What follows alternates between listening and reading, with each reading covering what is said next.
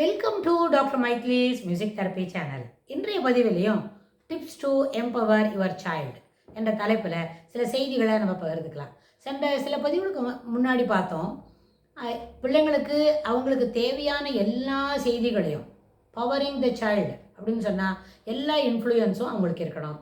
எல்லா விதமான நல்ல விஷயங்கள், சிறப்பான விஷயங்கள், ஏற்றுக்கொள்ளக்கூடிய விஷயங்கள், அப்புறம் அதை அனுசரிக்கணும், ஃபாலோ பண்ணக்கூடிய விஷயங்கள் எல்லாத்தையும், எல்லா செய்தியும் பிள்ளைங்களுக்கு சொல்லித்தரணும்.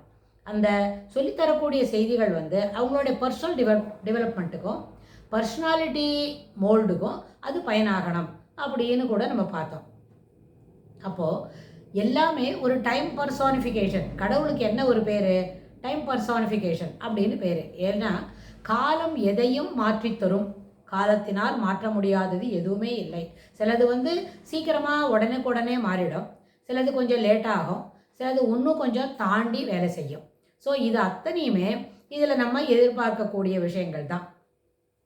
எல்லாமே ஒரு டைம் பர்சானிஃபிகேஷன் சொன்னால் இந்த காலத்தினுடைய கோட்பாடு, காலத்தினுடைய ஒரு தாக்கம் நம்மளுடைய எல்லாத்துலேயும் இருக்கும். ஆனால் அது பிள்ளைங்களுக்கு எப்படி சொல்லித்தரணும்?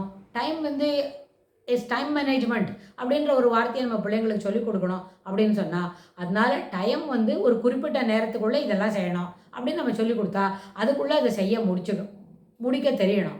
இப்போது ஒரு 2 மணி நேரத்தில் ஒரு அசைன்மெண்ட் எழுதி முடிக்கணும் அப்படின்னா 2 மணி நேரம் ரொம்ப அதிகமாக இருக்கே, சீக்கிரமாக முடிச்சு விட முடியுமே அப்படின்ற அளவுக்கு ஒரு மனப்பான்மையை வளர்த்துக்கிறோம் அந்த குழந்தைக்கு. அது எப்படி முடியும்? பக்கத்தில் இருந்து குழந்தைய மானிட்டர் பண்ணால் அந்த வேலைகளை அது சிறப்பாக செய்து தர முடியும். ஸோ இது எல்லாமே ஏற்புடையது அப்படின்னா எப்படி அதை சொல்லிக் கொடுக்கறது? What is the tips we can have to control the time அப்படின்னா, டைமை யாராலையும் கண்ட்ரோல் பண்ண முடியாது, காலத்தை தடுத்தாட்கொள்ள முடியாது. ஆனால் காலத்தோடு வேகமாக, செயல்பாட்டோடு செயல்பாடாக நம்மளும் அந்த வேகத்துக்கு தகுந்தாற் போல் நம்மளை தயார் பண்ணிட்டா அந்த குறிப்பிட்ட நேரத்துக்குள்ளே எல்லா வேலையும் நம்ம செய்ய முடியும்.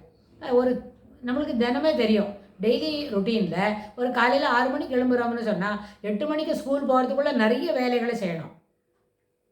ஒரு 2 அல்லது 3 நாட்களுக்குள்ளே நம்மளுக்கு ஒரு விஷயத்துக்கும் ஒரு செயலை செய்து முடிக்கிறதுக்கு எவ்வளோ நேரம் ஆகுறதுன்னு நம்மளால் கண்டுபிடிச்சிக்க முடியும். அப்போது ஒரு 2 நாளில் டிஃப்ரென்ஸ் இருந்ததுன்னு சொன்னால் 3ஆவது நாள் தொடங்கி அந்த நேரத்தை என்ன பண்ணணும், அதுக்கு தகுந்த மாதிரி நம்ம டயத்தை அட்ஜஸ்ட் பண்ணிக்கணும். ஒரு 10 நிமிஷம் முன்னாடி எழுந்துக்கணும். இல்லாட்டி போனால் சில வேலைகளை முன்னாடி நாள் ப்ரீவியஸ் டே ஈவினிங்கே நம்ம செய்து வச்சுக்கணும். அது ஸ்கூல் திறந்த பிறகு அந்த வேலையை செய்கிறத காட்டிலும், ஸ்கூல் இப்போ ஒரு அடுத்த புதன்கிழமை திறக்க போகிறது, next Wednesday school reopening after the vacation அப்படின்னா அதுக்கு முன்னாடியே இப்போ இந்த வாரத்திலே ஒரு 2-3 டேஸு அதுபோல் எப்படி இருக்குது, ஸ்கூல் என்ன பண்ண முடியும் அப்படின்னு சொல்லிட்டு, ஸ்கூல் போகிறதுக்கு என்னெல்லாம் முன்னாடி பண்ணி வச்சுக்க முடியும் அப்படின்னு பார்த்து அந்த வேலைகளை நம்ம செய்து முடிக்கலாம். ப்ரொவைடட் நமக்கு அதுக்குள்ளே செய்து முடிக்க முடியுதா? Yes, we can able to make it. 7 மணிலேருந்து இல்லை 6 மணிலேருந்து 7:30 மணிக்குள்ளேயே நம்ம நிறைய வேலைகளை முடிச்சு விட்றோம் அப்படின்னு தெரிய வரும். அது மாதிரி தெரிஞ்சிட்டுனா this plan can be implemented on the day of reopening of the school அப்படின்னு நம்ம செய்ய முடியும். இது எப்படி? முன்னாடி ஒரு ட்ரையல் பார்த்துக்கிறோம். நாளைக்கு ஸ்கூல் உண்டு, ஸ்கூல் நாளைக்கே திறக்கிறது அப்படின்னு சொல்லி வேகமாக சில வேலைகளை செய்து முடிச்சாக்க, அப்போ நம்மளால் அந்த டயத்துக்குள்ளே செய்து முடிக்கலைன்னா தட் கேன் பி அட்ஜஸ்டட். அதை நம்ம அடுத்த தடவை இன்னொரு ட்ரையல் பார்த்து அதை முடிச்சு விட முடியும். இது ஸ்கூல் போகிறதுக்கு தயார் பண்ணிக்கிறதுக்கு டைம் மேனேஜ்மெண்ட் அப்படின்றத. இதே மாதிரி ஒரு ஹோம்ஒர்க்கு, ஒரு 5-6 ஹோம்ஒர்க் இருக்குது. ஒரு சாயந்தரம் இப்போ தான் ஸ்கூல்லேருந்து வந்துட்டோம் 4:30க்கு. அது 4:30க்கு வந்த பிறகு 4:30 to 6:30க்குள்ளே எவ்வளோ வேலை நம்மளால் செய்ய முடியுது அப்படின்னு நம்ம பார்க்கலாம். 4:30க்கு இந்த வேலையெல்லாம் செய்யலாம். வந்தவுடனே ஹோம்ஒர்க் முடிக்கிறதுக்கு முன்னாடி நான் ஈவினிங் ஸ்நாக்ஸை டிஃபன் எடுத்துக்கலாம் அப்படின்னு சொல்லி ஒரு பிளான் பண்ணினா ஒரு 2 ஹவர்ஸ்க்குள்ளே இதை செய்ய முடியுமா இருந்தால் it is okay, very good, well and good, நம்மளால் இந்த வேலைகளை செய்ய முடியாது அப்படின்னு நம்ம பார்க்க முடியும். ஸோ இது என்ன, ஒரு சின்ன விஷயத்துக்கு டைம் மேனேஜ்மெண்ட் அப்படின்ற ஒரு விஷயத்தை நம்ம தெரிஞ்சுக்கிறதுக்காக வேண்டி செய்யக்கூடிய ஒரு ட்ரையல். அப்போ இதையும் நம்ம சொல்லிக் கொடுக்க முடியும். ஓவர் த பீரியட் இதை தினமும் ப்ராக்டிஸ் பண்ணால் ஸ்கூல் போகிறதுக்கு முன்னாடி தயார் பண்ணிக்கிறது, ஸ்கூல்லேருந்து வந்தவுடனே அசைன்மெண்ட் கம்ப்ளீட் பண்ணுறது அப்படின்றது அதை நம்ம கட்டுப்பாட்டுக்குள்ளே வரும். இதெல்லாம் ஒன்றும் பிரச்சனை இல்லை, அவசரமாக செய்ய வேண்டிய அவசியம் இல்லை. சிலதெல்லாம் நம்மளுக்கு ஷூ கிடைக்கல, பேட்ஜ் கிடைக்கல, ஷூவோட லேஸை காணும் அப்படின்லாம் இல்லாமல் everything can be organised and you can make things happen at the given time. அந்த ஸ்பெசிஃபைடு டைம்குள்ளே அந்த வேலையை செய்து முடிக்க முடியும் அப்படின்னு நம்ம பார்த்துக்க முடியும்.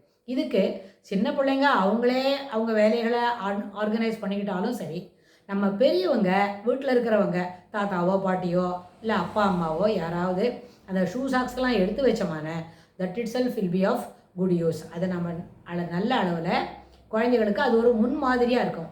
எப்போவுமே சின்ன பிள்ளைங்களாக இருந்தாலும் வயசில் பெரியவங்களாக இருந்தாலும் எப்படி இருக்கணும், அவங்களுக்கு learning by observation, learning by imitation அப்படின்றது கூடவே இருக்கும். அந்த அப்சர்வ் பண்ணிக்கிறது எப்படிலாம் முன்ஜாகிரதையாக எடுத்து வச்சுக்கிறோம் அப்படின்னு சொல்லலாம். இல்லைன்னா அவங்கள எடுத்து வச்சுக்க சொல்லி கைடு பண்ணலாம். இப்போ நாளைக்கு 7 மணிக்கு ஸ்கூல் போகிறதுக்குள்ளே உன்னோட பேட்ஜு பெல்ட்டு இதெல்லாம் முன்னாடி எடுத்து ரெடியாக வச்சுடு. உன்னோட டீம் லீடராக நீனு டீம் லீடரோட பேட்ஜ் எடுத்து முன்னாடி வச்சுக்கோ, டேபிள் மேலே வச்சுடு அப்படின்லாம் நம்ம சொல்லி கொடுக்க முடியும். இது எல்லாமே ஒரு நேரத்தில் இது நம்மளுக்கு உபயோகமாக இருக்கும். இதை நம்ம இப்படி சொல்லி கொடுத்துட்டோம் என்ன சொன்னால் அந்த பிள்ளைங்களுக்கு என்ன ஆகும், இதுபோல தான் நம்மளும் பாக்கி வேலையை நம்ம செய்துக்க முடியும்னு. It is a model to organise other things also. Time மேனேஜ்மெண்ட்ன்றது ரொம்ப பெரிய முக்கியமான விஷயம். அதுக்கு முதல்ல ஸ்கூலுக்கு ரெடியாக இருந்தோம், ஸ்கூல்லேருந்து வந்து அசைன்மெண்ட் எழுதுறதும் ரெண்டுத்தையும் நம்ம பயன்படுத்த முடியும் அப்படின்னு சொல்லி இந்த பதிவை நிறைவு செய்கிறோம். இதுக்கு தொடர்புடைய செய்திகள் இன்னும் நிறைய இருக்குது இல்லையா, அதை அடுத்த பதிவில் நம்ம பார்க்கலாம். தேங்க்ஸ் ஃபார் வாட்சிங்.